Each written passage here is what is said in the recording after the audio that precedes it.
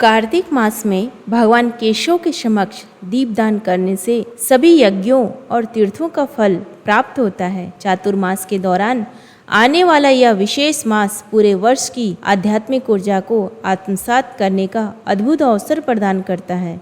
इसे दामोदर मास के नाम से भी जाना जाता है। स्कंद पुराण में कहा गया है कि कार्तिक व्रत से प्राप्त फल सभी तीर्थ स्नान और दान से मिलने वाले फल से लाखों गुना अधिक होता है।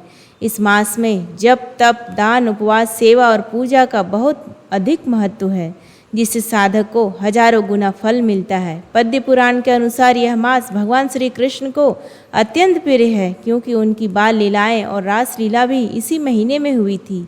तुलसी माता का पारकट्य और उनका शालिग्राम जी से विवाह भी इसी पवित्र मास में किया जाता है। राधा रानी को भी यह मास विशेष प्रिय है और उनकी पूजा से भगवान श्री कृष्ण की कृपा प्राप्त होती है। व्रत के पालन के लिए सबसे पहले संकल्प लेना अत्यंत महत्वपूर्ण है। संकल्प के द्वारा ही व्यक्ति अपनी निष्ठा और प्रतिबद्धता का प्रमाण देता है। कार्तिक मास के पहले दिन ब्रह्म मुहूर्त में उठकर स्नान करके स्वच्छ वस्त्र पहने, घर के मंदिर की सफाई करें और गुरु व भगवान को स्मरण कर पूजा करें। दाहिने हाथ में गंगा जल लेकर भगवान के समक्ष व्रत का संकल्प लें और प्रार्थना करें कि इस मास में व्रत का पालन करने के लिए शक्ति और धैर्य प्राप्त हो। संकल्प के रूप में किसी नियम का पालन या किसी वस्तु का त्याग करने का व्रत लिया जा सकता है। यह संकल्प पूरे मास तक निभाना आवश्यक है। तुलसी माता की सेवा का कार्तिक मास में विशेष महत्व बताया गया है। प्रतिदिन तुलसी को जल चढ़ाएं, उनकी पत्तियों और डालियों को व्यवस्थित करें और मिट्टी को स्वच्छ रखें। सुबह शाम तुलसी के समक्ष दीप जलाएं और प्रणाम करें। इस मास में अधिक से अधिक हरे कृष्णा महामंत्र का जप करें।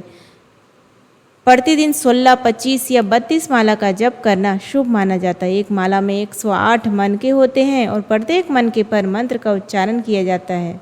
जो लोग नियमित रूप से माला नहीं जपते, उन्हें इस मास में जप आरंभ करने का प्रयास करना चाहिए। कार्तिक मास में श्रीमद् भागवत और भागवत गीता का पाठ करने से चेतना का शुद्धिकरण होता है। भगवान की कथाओं का श्रवण करना और उन पर चिंतन करना इस मास में अत्यंत फलदायी माना गया है।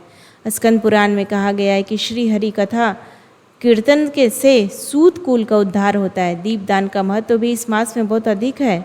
भगवान के समक्ष प्रतिदिन संध्या के समय एक घी का दीपक अर्पित करें। यदि घी उपलब्ध ना हो तो तिल के तेल का प्रयोग किया जा सकता है। दीपक को आरती की तरह भगवान के चरणों, नाभि, मुख और संपूर्ण विग्रह पर घुमाएं। इस्कॉन मंदिरों में इस मास में संध्या आरती के बाद दामोदर अष्टकम और गोपी गीता का पाठ होता है। कार्तिक मास में तीर्थ यात्रा का भी विशेष महत्व है। मथुरा, वृंदावन, द्वारका, जगन्नाथपुरी और मायापुर जैसे तीर्थ स्थलों की यात्रा करनी चाहिए। गंगा, यमुना और नर्मदा जैसी पवित्र नदियों में स्नान करना शुभ माना जाता है। यदि शारीरिक रूप से यात्रा संभव ना हो तो मन में तीर्थ धाम का स्मरण करें। इस मास में तामसिक और राजसिक भोजन का त्याग करना चाहिए।